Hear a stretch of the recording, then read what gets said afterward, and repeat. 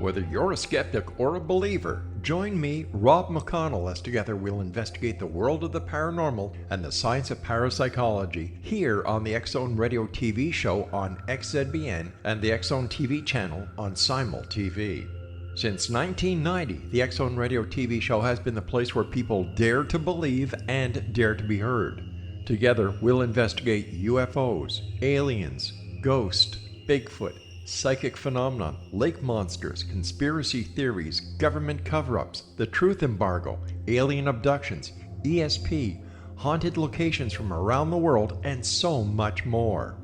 With over 28 years of broadcasting and more than 4,500 individual guests, the X-Zone is truly a place where fact is fiction and fiction is reality, as evidenced by the credibility, integrity, and professionalism of the guests that we bring to our international audience. If you have seen a UFO, had a close encounter, seen a ghost, Bigfoot, lake monster, or a story that you would like to share or have investigated, contact me, Rob McConnell, by sending me your email to xzone@xzoneradiotv.com, or you can call toll-free 1-800-610-7035, extension 143, and on Skype, X-Zone Radio TV.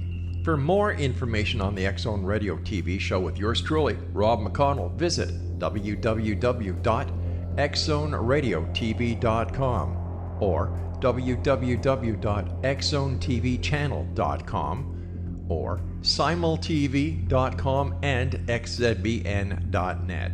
Until next we meet here in the X-Zone from our broadcast center and studios in Hamilton, Ontario, Canada, always remember, X-Zone Nation, keep your eyes to the sky and your heart in the light.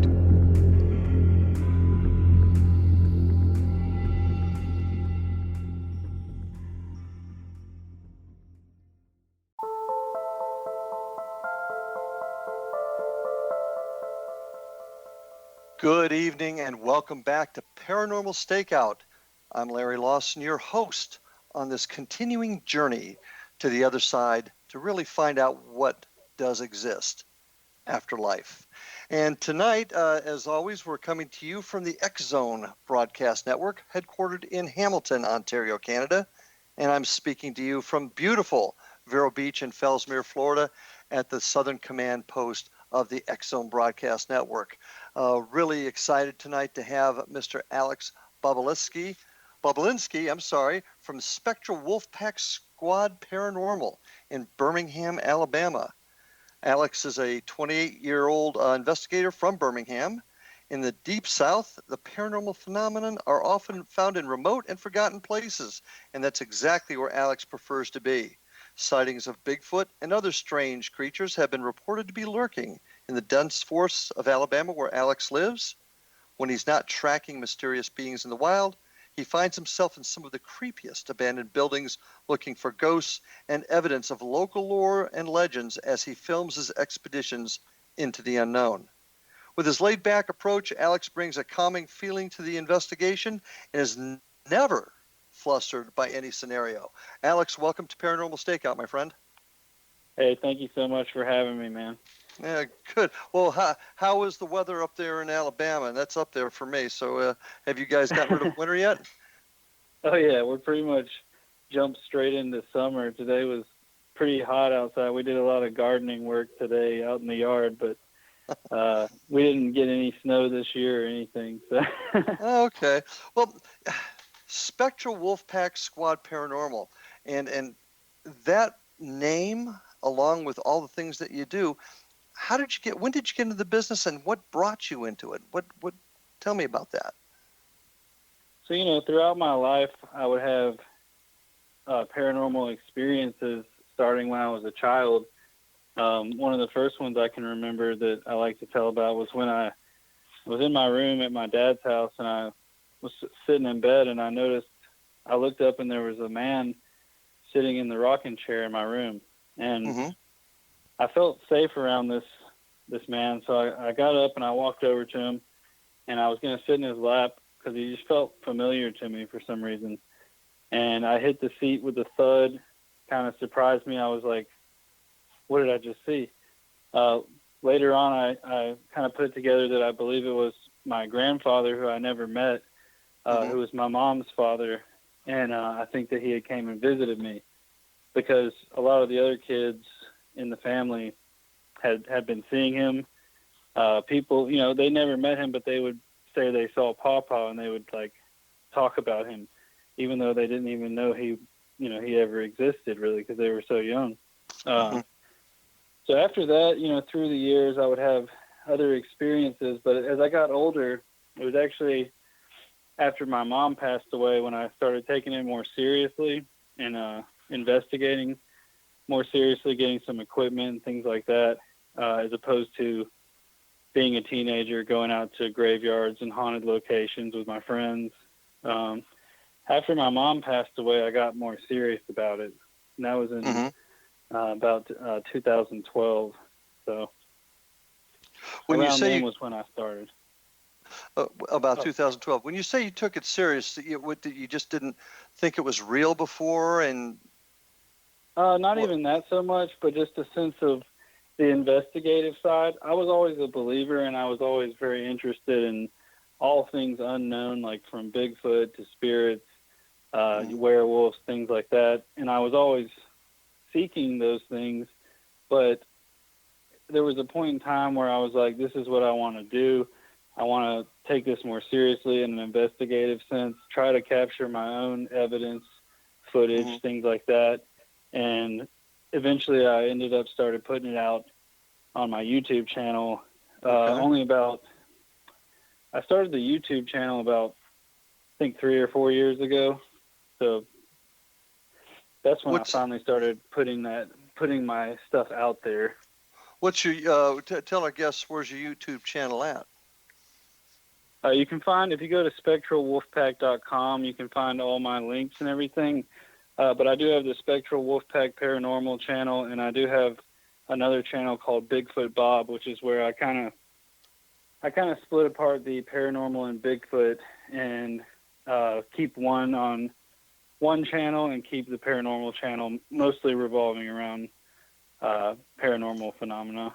Okay, well, I want to talk to you a little bit about Bigfoot and other creepy beings in the Alabama woods in just a little bit. But I want to come back to the paranormal bit. You say about 2012. How old were you then in 2012? What, about 21, 22? I was 21. I turned 22 in September, and my mom passed away in that June. And some things happened surrounding her death that made me feel like she was trying to contact me when she had passed. When you say you decided to take it seriously, what sort of preparation did you do? What sort of things did you do to take it more seriously, equipment-wise, training-wise, whatever? What did you do? Yeah, so after she passed away, and that's a whole other story it's a pretty long story, like involving her death was kind of mysterious. Some weird things started happening afterward where I felt like I said, like she was trying to get my attention, starting the day that I believe she passed, because she went missing for several days. I believe she passed on the first day she went missing because I had a tire explode, and I tried to text her, and I never got a response. Part of me felt like that she was trying to let me know something was wrong and maybe somehow caused the tire to explode, because out of nowhere I'm just driving down the road. I've gotten flat tires before where the tire just kind of goes flat, but this like exploded with a force. It was just kind of odd. Okay. So that's when I started purchasing some equipment, as opposed to, like, I used to just go, with a camera, taking pictures and things like that. I started researching more into equipment, like digital recorders. One of my favorite things to do is ITC, instrumental transcommunication, using different radios and things like that to attempt to communicate with, whatever we were trying to talk to, and getting intelligent and relevant responses back sometimes. So basically just researching and trying to get that equipment and learn how to use it properly. So mostly self-taught, I'm assuming? Yeah, mostly self-taught. I did have some people I consider mentors, just some people who had been in the field longer who I would go on investigations with and That didn't happen until even a few years after my mom passed away, when I started finding out about more local groups that I could go with, and definitely learned a lot from, I love learning from other people too. So like any chance I get to, talk to someone else about how they do things, or go on an investigation with different people who have different styles, and learn from them as well. Any type of formal training at all? And the reason I'm asking that is I'm trying to determine what's out there formal training wise. Have you had any formal training at all? I wouldn't say any formal training. I haven't taken any like classes or anything like that. One thing that I did do for myself was right after high school, I went out and hiked for 6 months on the Appalachian Trail, which kind of got me geared up for more of the Bigfoot side of things, learning a lot of skills in the woods and being out in the woods for, months at a time. But as far as the spirit investigation, yeah, mostly self-taught and learned from mentors, but I couldn't say any formal training, really. Okay. What's your most profound paranormal experience? For me, I mean, there's definitely a lot of things that have happened that have, just been very interesting, very sometimes scary. One of my favorites, though, and one of the ones that sticks with me to this day was we were at Thornhaven Manor, which is a location in Indiana, and we started noticing, it was just me and my friend there, and we started noticing at one point he would start feeling this sort of dread feeling and some anger, and the next moment it would jump over to me and I started feeling it. Well, we started doing this thing we call kind of like a frequency opening. It's kind of like a form of a seance. We play frequencies through the radios, and we sort of state our intent. We're opening the frequencies, we're unlifting the veil, and we're allowing complete communication. So we started doing that, and I started to feel really strange. I started almost hallucinating. There was a strange, it looked like I was looking through this type of glass, and I was looking at this doll on the table, and its face started to shift, and it turned into this old twisted face. And so when that happened, I started to notice that I was feeling really strange. People were watching us on a live stream, and they were even commenting, saying, "Is Alex okay? Is Alex okay? He's acting really weird." And I was just putting it off at first. I thought I was just tired, but I was feeling that super extreme dread. It's kind of like the feeling like the day after someone you love died. And it reminded me of when my mom passed away. Just like you just kind of like, just don't care. You're like apathetic about everything. And you just, and then I started feeling this anger toward my friend. Like I wanted to like hurt him or something. So anyway, I acknowledged that something was wrong, and he happened to have the SLS camera up there. And so he tells me to stand in the doorway, and he points it at me, and it starts to, at first it appears like it's just mapping my figure. Okay, I gotta put you on hold for just a quick second, because we're about ready to take our first break. So stay with the topic, SLS camera. And folks, we're going to be back right after this break. I'm with Alex Bobulinski of Spectral Wolfpack Squad Paranormal. We'll be back right after these messages.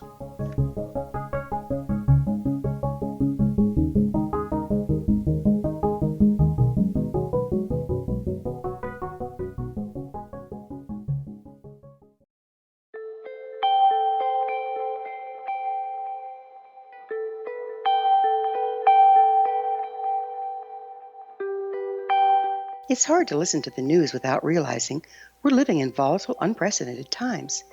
Yet never has there been such an opportunity to transform the human condition. As old structures fail, where can we find the guidance to co-create a better way?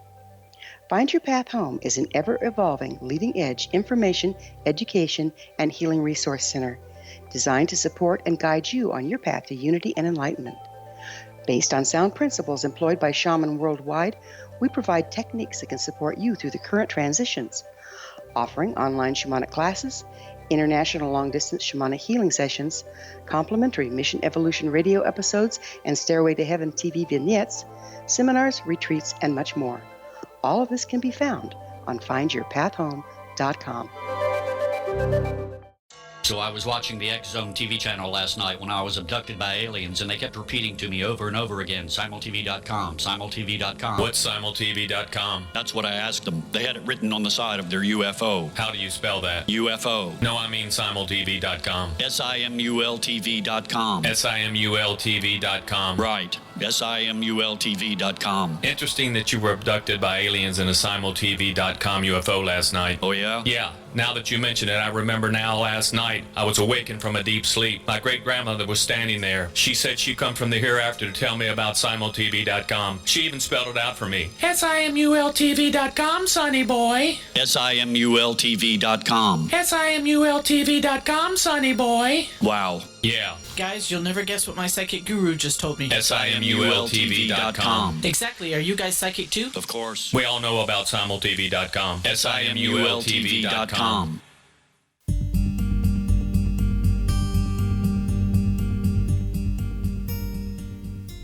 And we are back for this next segment of Paranormal Stakeout with my guest tonight, Alex Bobulinski of Spectre Wolfpack Squad Paranormal out of Birmingham, Alabama. Alex, just before the break, we were talking about your most profound experience in the paranormal, and you were describing an event, and you had stopped off at the SLS camera when it was pointed at you. Why don't you pick it up from there? Yeah. So real quick, I will say the SLS camera is the structured light sensor camera. It's basically, we use the Xbox Kinect Cam, and people have developed a software that basically just uses that infrared beam that's shooting out of the camera to detect any motion. Sometimes it does have false maps where it'll just map like a chair or something sitting there. And now this is where it got kind of weird, though. It looked like it was mapping me. One thing the SLS camera is used for, like it's only able to map human figures, so it maps this like stick figure. But the one we were using, the program we were using, can also map the mass of what it's seeing. So it'll put this color to it, and the color will kind of take a shape as well. So whatever it was mapping, at first it looked like it was just me, but then the color mass started going all across the screen, and all of a sudden it jumps out of my body, and it's like on the ground, all like tangled up. At that moment, I instantly felt like complete relief from whatever was making me feel messed up and like feeling like having the like weird hallucinations and this dread and anger. I felt completely different in that split second. And then I come around and I'm watching it, and whatever this is that it's mapping stands up, and it's like mapping it, like it couldn't even tell us how tall it was because it was mapping it off the screen. If it's taller than what the camera can see, there'll be this red bar that appears on top. And it was mapping something that was at least 10 feet tall. And like I said, it can only map human figures. So it appears that it was trying to map something with wings because the arms went to the back. I mean, it's really weird footage. I'll have to send it to you sometime. Yeah, I'd like to see it because I'm somewhat familiar with the SLS system, and you're right. It will map chairs. I mean, it's an interesting piece of equipment. We use it ourselves, but it does have some quirks about it. The program that you're using actually can map on other things besides stick figures. Is that, or produce pictures other than stick figures? Is that what you're telling me? Basically, it adds if it has a map, it'll add a color to it, and it'll detect kind of like a mass. It can't do like a complete shape, but it'll just kind of, if it's detecting motion in that range, it'll put color around the stick figure. So it had the stick figure, which it most of the time was like kept jumbling up, and then it would stand up. It almost looked to me like something came out of me and was like struggling to like regain its composure, and it was like going down to the ground and jumping back up.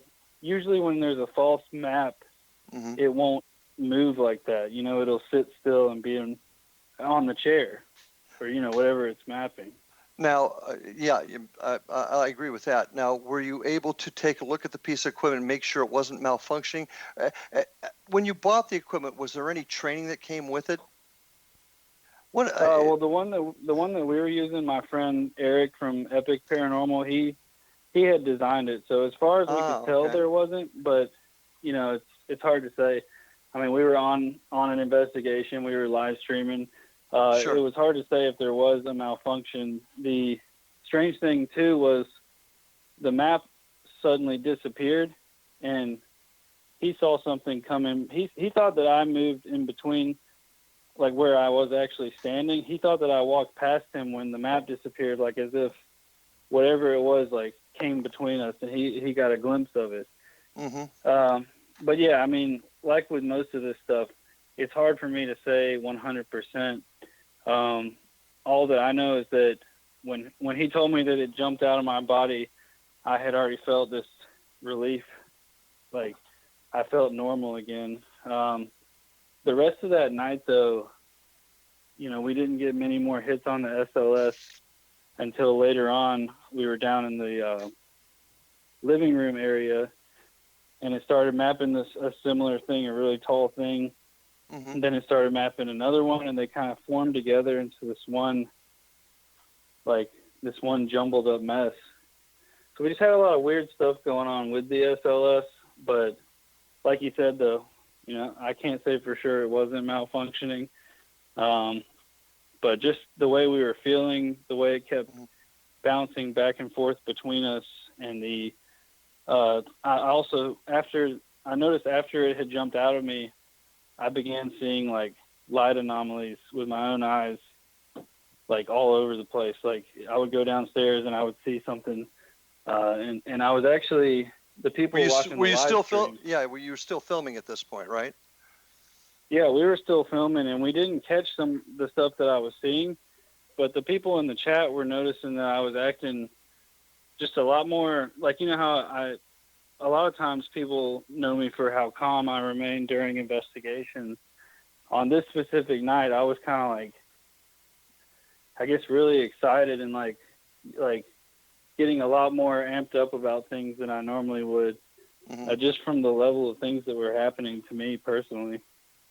And you realized you were getting amped up over it, because that's an interesting thing. In your bio, I was looking at never being flustered by a scenario.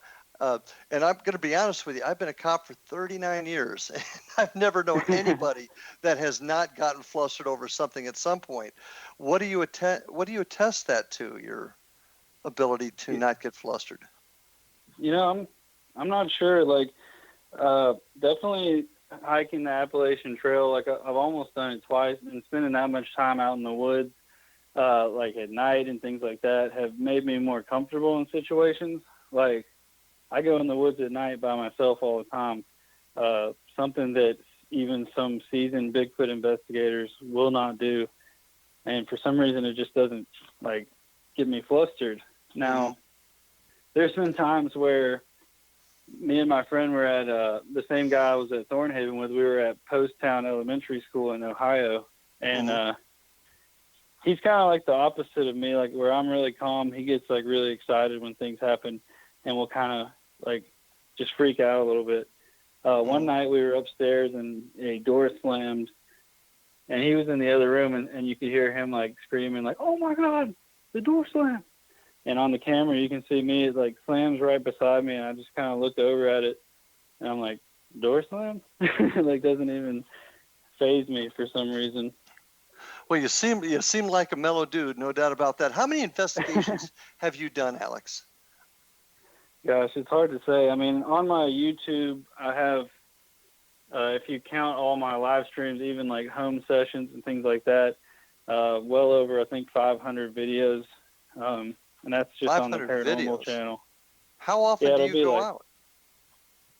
I mean, I do this a lot.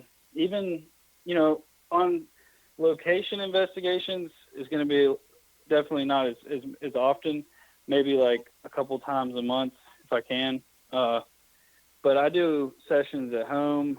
I do live streams from my house where we'll do ITC sessions for a couple hours. Mhm. I actually live in a 117-year-old mining house in Alabama, and we have a lot of activity here as well. So over time, it's kind of become a big part of my life, like living and breathing it day to day. It sounds like it. Yeah, always reading about it, watching stuff about it, trying to learn more, and then also investigating. Well, I mean, 500 investigations, and you're only 28. That's a lot. Do you have a full-time job? I work full time. Currently, I'm actually just a delivery driver, and I used to be a manager at the restaurant I work at, but I kind of stepped down to put more time into my YouTube and to put more time into this type of work. So I shifted over to full-time delivery driver and then doing this stuff as well. Wow. Okay. Because it sounds like you spend an awful lot of time, because most of us have, what I like to call grown-up jobs. So I find that really, really interesting. How many people are on your team? Right now, I mean, it's on Spectral Wolfpack is pretty much just me, but I do a lot of collaborations with other people. Like the guys we filmed a documentary in Madison, Ohio, with a couple of my friends, and then I'll do things like that. And then I live with my fiance, and she goes with me sometimes, but she's pretty sensitive to it. I've had some profound experiences with hers too. I almost would consider her to have some medium abilities, such as channeling things through herself without even like being able to control it or knowing it. Mm-hmm. Okay. And that can get pretty weird sometimes. We've got about a minute to go before we take our next break, but in a minute, tell me what you think a ghost is. What is your theory? That's an interesting question. It could take a lot longer than a minute. I'm going to do my best.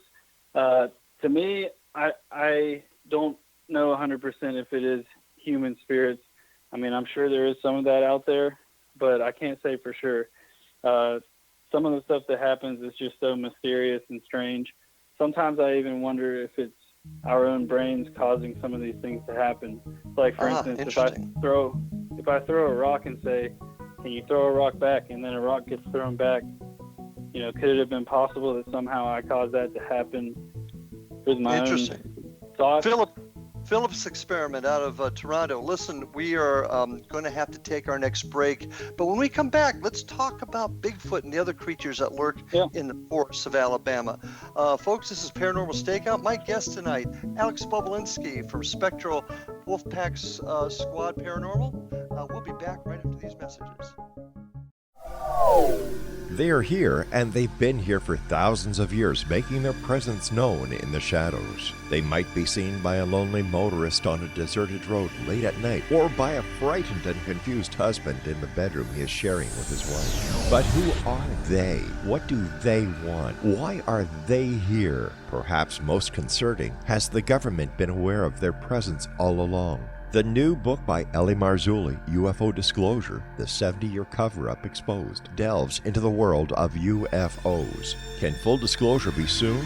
Order now and receive a free hour and 37-minute DVD on the UFO phenomenon. UFOs are real. Get both the book and the DVD, a $40 value, for only $19.99. To order your book and DVD today, go to lamarzulli.net. That's LAMARZULLI.net. Rob McConnell here, presenting an overview for Nicholas Paul Jennings, author of a fascinating book, Amen. It presents facts revealed by Egyptologists, facts that enable us to understand why Amen is the beginning of creation of God. It provides recommendations for religious leaders of the major religions to unify their beliefs and teach the Word of God. Love one another. Amen informs people how mankind conceived God. It was the Egyptians that developed the concepts of a soul, a hereafter, and Son of God. And finally, after the worship of many gods, They conceived the belief in one universal God, the maker of all there is. For more information, visit www.futureofgodamen.com. That's www.futureofgodamen.com. You have heard of the X Zone? Now watch it on Simul TV, plus 500 video games, live TV channels, free video on demand, worldwide, and more. Does this sound like tomorrow's television? Well, it is, but you can have it today, right now. It is Simul TV. Simul TV offers what the others only wish they could provide. 15 exclusive channels like X Zone, sci-fi, and horror. We are worldwide. No other provider offers that. 500 built-in video games. No need to have an extra expensive system. We have them included. Free video on demand. Live streaming events from around the world. Interactive online network, and much more. Tomorrow's TV today. Simul TV. Sound too good to be true? Well, it's not. You can have Simul TV today. Sign up at simultv.com. Do it today.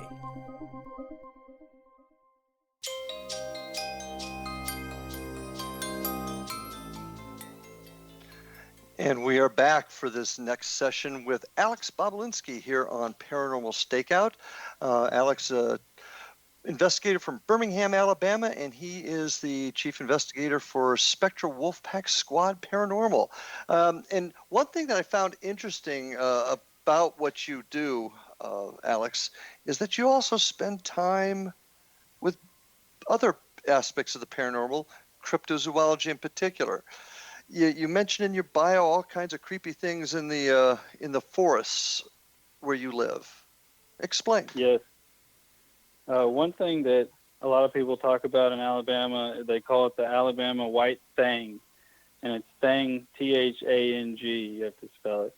So not thing, the Alabama white thing, and it's like some people describe it as being a Bigfoot type creature, usually 7-8 feet tall, with white, furry white hair. Some people describe it as more of like looking like some kind of bushy lion. There's even some that describe it as being like some sort of 7-8 foot tall, like almost like a kangaroo creature with like a human or cat-like head. There's several different descriptions depending on what area you're in.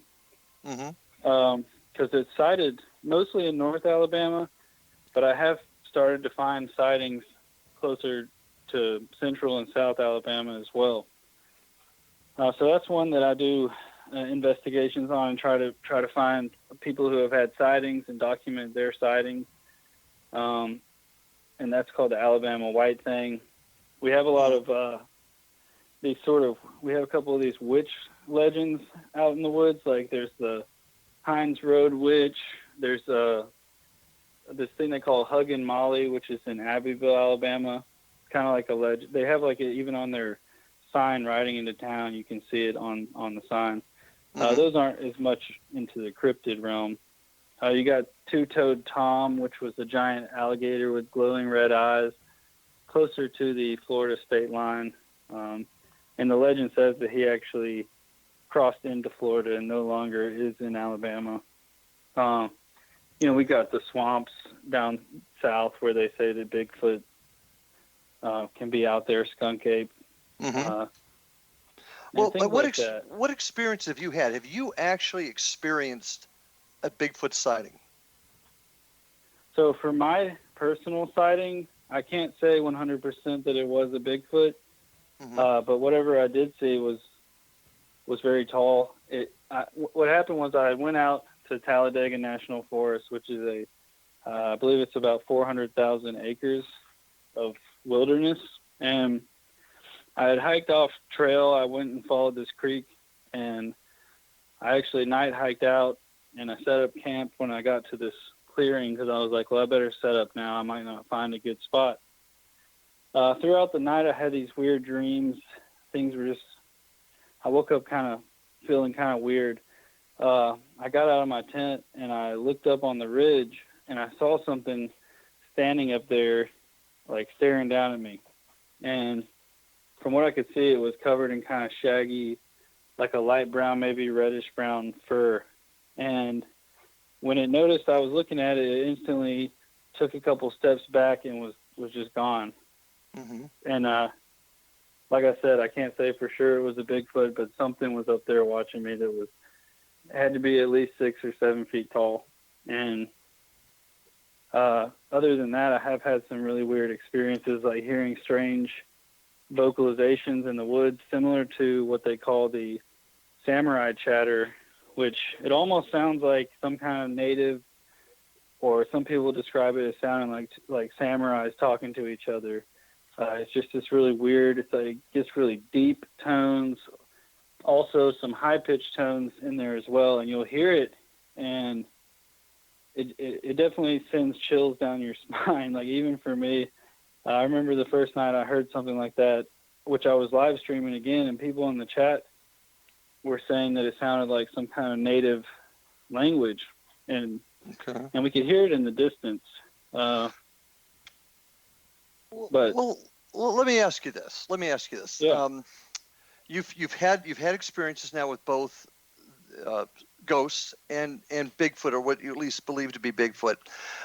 But I'm going to stretch this a little bit, or ask this question: evidence for Bigfoot. I dare say there's almost more tangible evidence of ghosts that people have collected than there have been of Bigfoot. Why do you think that is?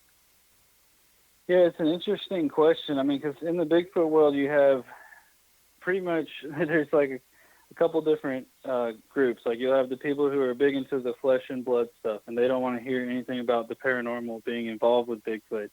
Mm-hmm. They started coining this term, the woo, for the Bigfoot people who are into the paranormal, or even into the UFO side of Bigfoot sightings, where there are UFO sightings in coordination with Bigfoot hotspots.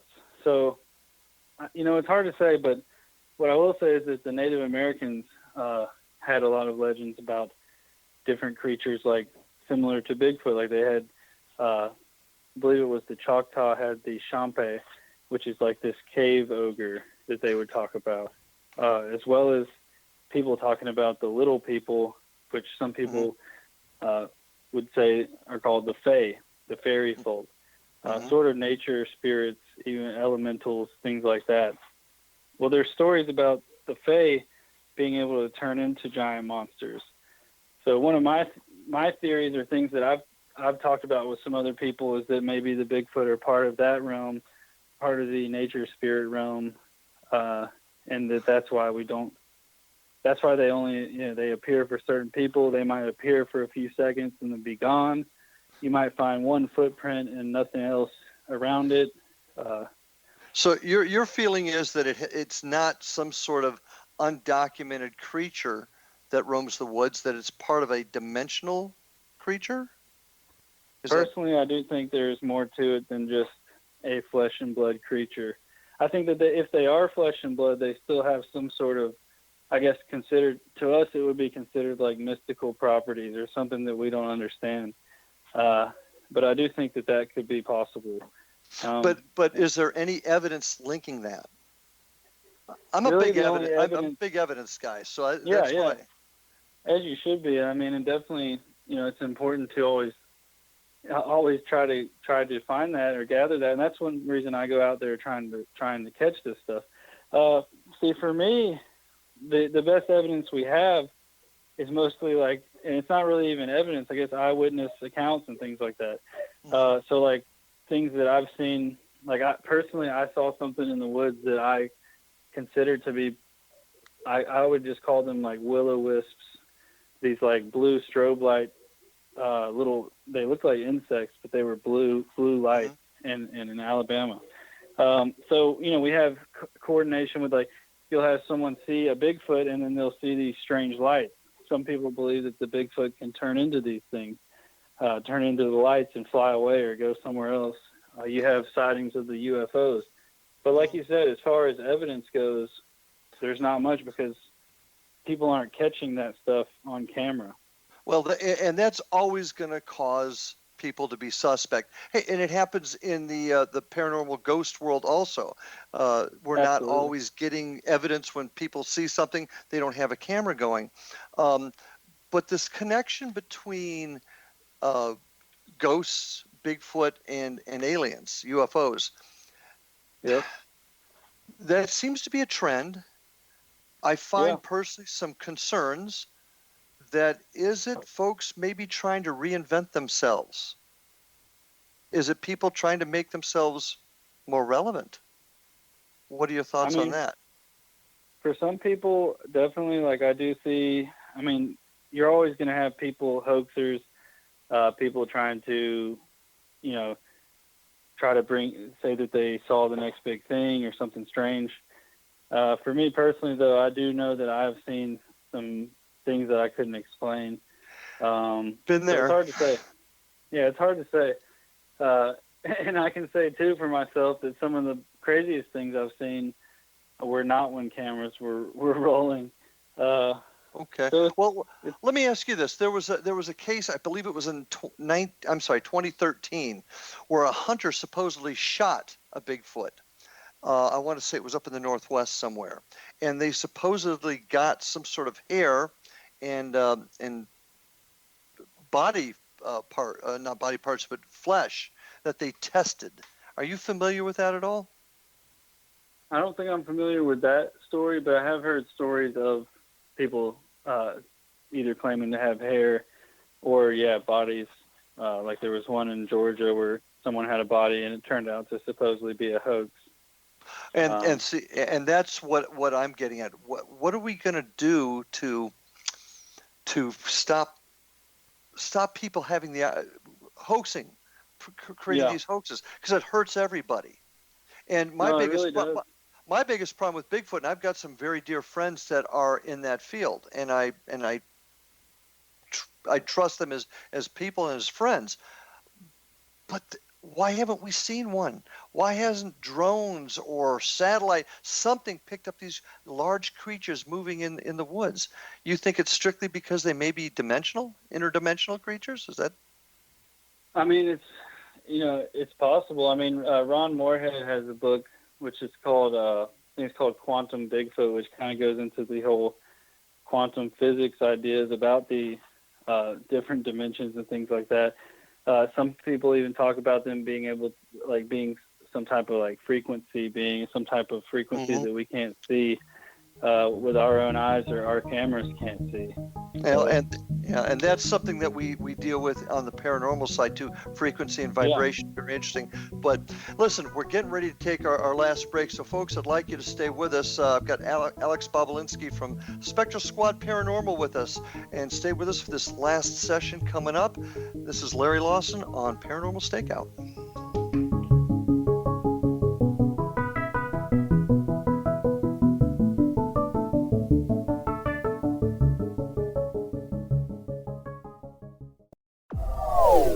They are here, and they've been here for thousands of years, making their presence known in the shadows. They might be seen by a lonely motorist on a deserted road late at night, or by a frightened and confused husband in the bedroom he is sharing with his wife. But who are they? What do they want? Why are they here? Perhaps most concerning, has the government been aware of their presence all along? The new book by Ellie Marzulli, UFO Disclosure, the 70-year cover-up exposed, delves into the world of UFOs. Can full disclosure be soon? Order now and receive a free hour and 37-minute DVD on the UFO phenomenon. UFOs are real. Get both the book and the DVD, a $40 value, for only $19.99. To order your book and DVD today, go to lamarzulli.net. That's LAMARZULLI.net.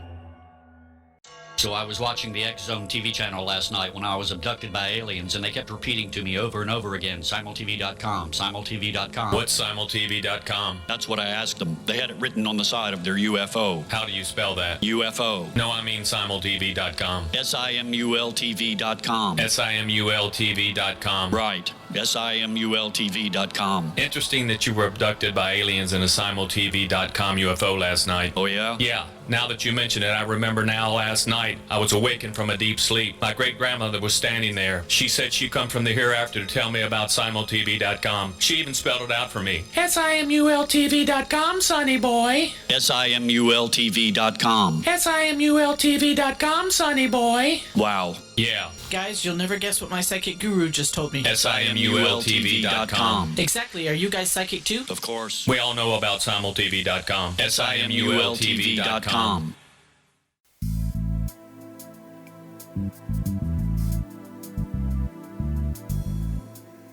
And we are back on Paranormal Stakeout. My guest tonight, Alex Bobulinski, Spectral Wolfpack Squad Paranormal. You can check out his website at www.spectralwolfpack.com.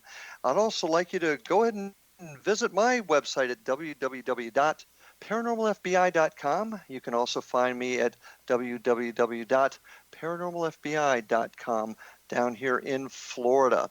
I'd also really encourage everybody, there's some great programming on the X Zone Radio and Television Network.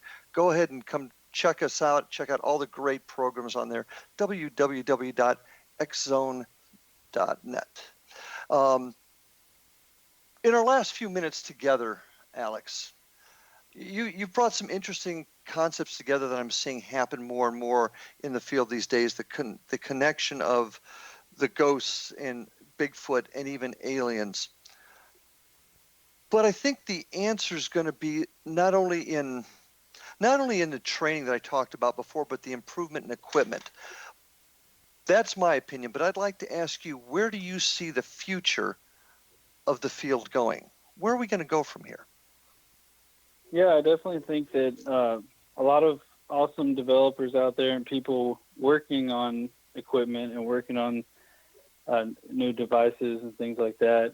But also for me personally, taking it back, like I've been doing a lot of reading into some old occult texts and things like that, like forgotten knowledge that people don't really talk about anymore these days. Okay. For me, it's a blend of both of that.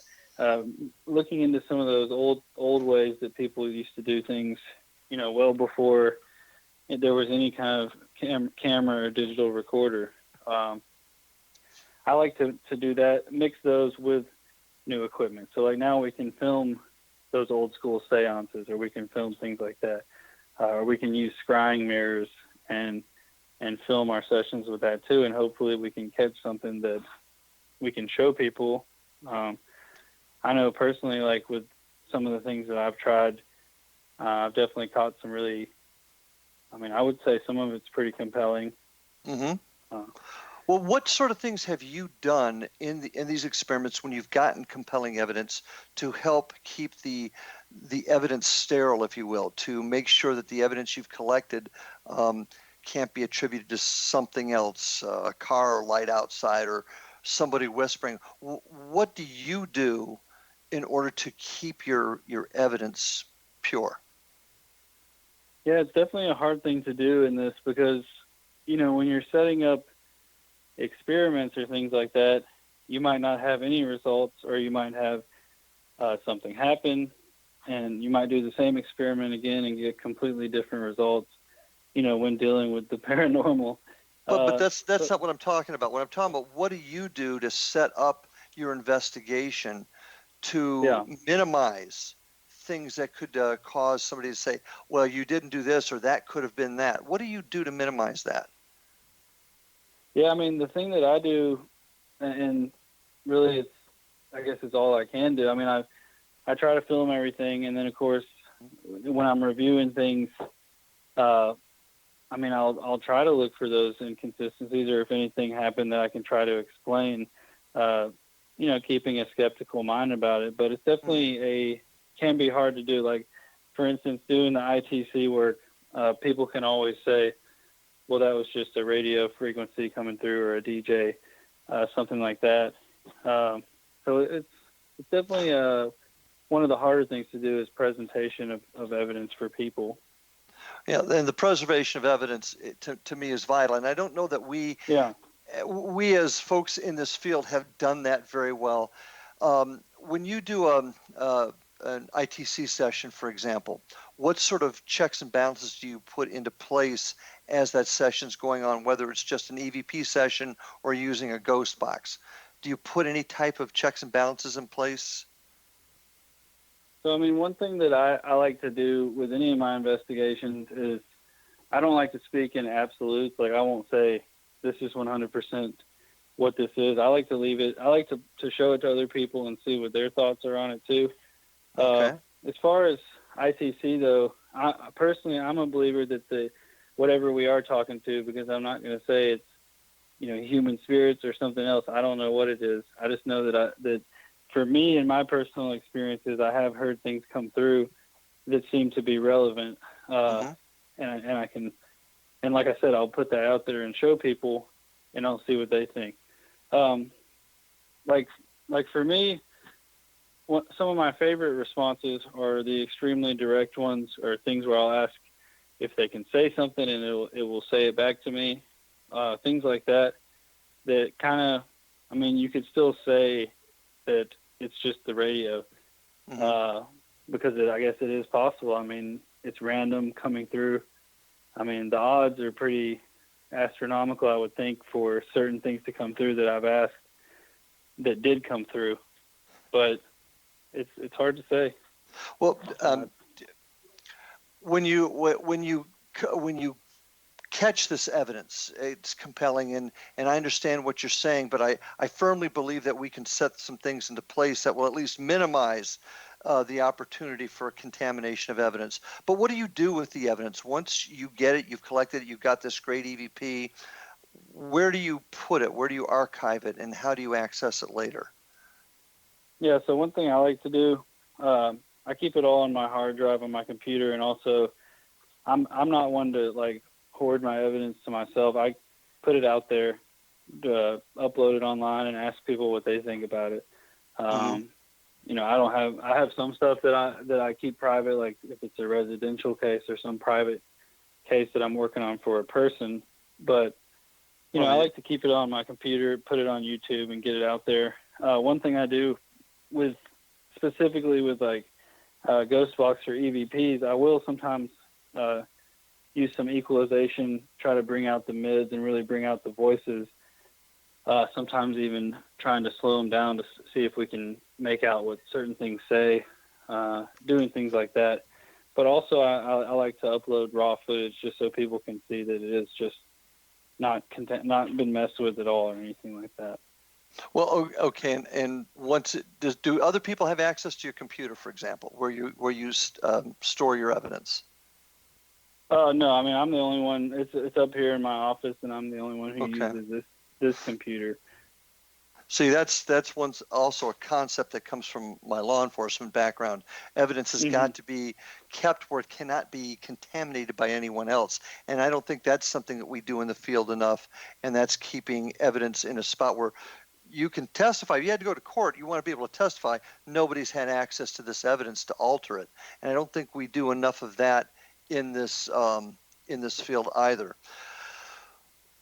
I gotta say, I like the way you do things. I mean, we need more people like you in this field so that people will take it more seriously. Well, then how do we do that? How do we do that, Alex? Tell me how we do that. How do we convince folks? It's tough, and it's hard. It's hard for me to say how. I really don't know how. For me personally, like, I do this because I love doing this, and it's a passion I've had my whole life. I don't really, I don't really get offended if someone laughs at me if I say I'm a paranormal investigator, things like that. But I do want to show people compelling evidence and try to prove the existence of these phenomena. But it's a hard question. I'd have to think on that even longer. The answer is training. The answer is standardization, my friend. We've all got to get together and make this a team effort and not have a bunch of groups out there that are doing whatever they want to do. We've got to have some sort of training and standardization in the field. That's my view of it anyway. Do your investigations pose much of a threat to you? Do you think you're in danger at all? There was times where, like recently, I started feeling really drained and tired every day, which I then found out, I had vitamin D deficiency, which I was like, okay, well, that's fine. I got the 50,000 IU dose, and now I feel great.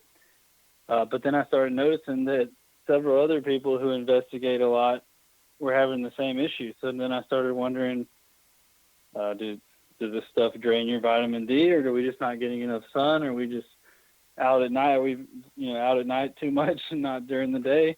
So, I mean, it's hard to say.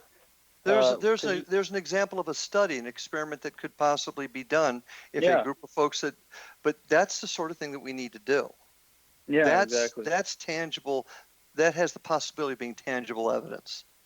Exactly. That's a Trying to, if we can test that, because that would be an interesting thing to test, I think, to see if after an investigation or after maybe test someone's vitamin D and then send them on a week long of investigating and then test it again and see if there's a drastic difference or something. In my opinion, that's the type of thinking we need to do. We need to improve our equipment, but we need to start thinking outside the box and coming up with legitimate experiments that we can work with the scientific community to maybe come up to find these answers. As you so well put it, is it even us that's creating this evidence? One last question before we go. What's the future for Wolfpack Spectra Wolfpack Paranormal? What's the future? So next month, April 20th, we've got Madhouse, a paranormal documentary coming out. We'll be on Amazon and Vidi Space and a couple other platforms. And that's kind of like one of my bigger projects I've been working on with three other guys, Keith Campbell, Steve Brott, and JP Doyle. And we worked on that for the last several months, putting together this documentary of our experience at Madison Seminary in Ohio. Cool, so great. I'm really excited for that. And we'll be looking forward to it. Unfortunately, my friend, we are out of time, folks. I want to thank all of you for joining me tonight on Paranormal Stakeout with my guest, Alex Bobulinski of Spectra Wolfpack Squad Paranormal. Thanks for being here, and we'll see all of you on the other side.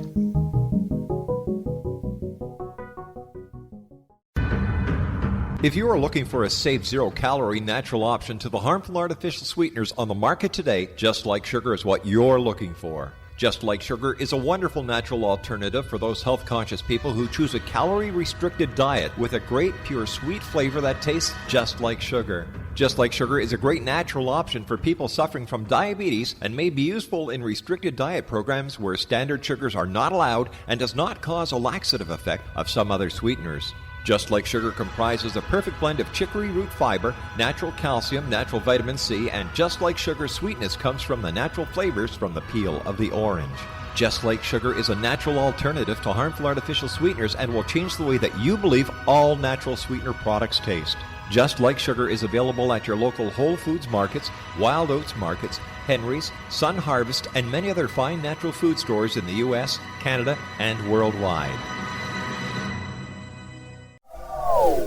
They are here, and they've been here for thousands of years, making their presence known in the shadows. They might be seen by a lonely motorist on a deserted road late at night, or by a frightened and confused husband in the bedroom he is sharing with his wife. But who are they? What do they want? Why are they here? Perhaps most concerning, has the government been aware of their presence all along?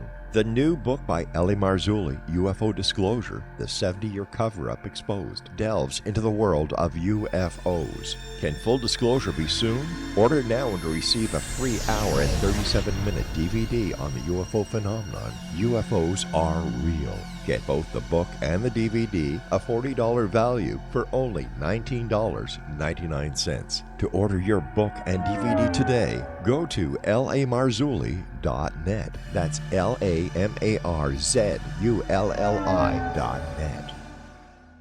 You have heard of the X Zone? Now watch it on Simul TV, plus 500 video games, live TV channels, free video on demand, worldwide, and more. Does this sound like tomorrow's television? Well, it is, but you can have it today, right now. It is Simul TV. Simul TV offers what the others only wish they could provide. 15 exclusive channels like X-Zone, Sci-Fi, and Horror. We are worldwide. No other provider offers that. 500 built-in video games. No need to have an extra expensive system. We have them included. Free video on demand. Live streaming events from around the world. Interactive online network, and much more. Tomorrow's TV today. Simul TV. Sound too good to be true? Well, it's not. You can have Simul TV today. Sign up at simultv.com. Do it today.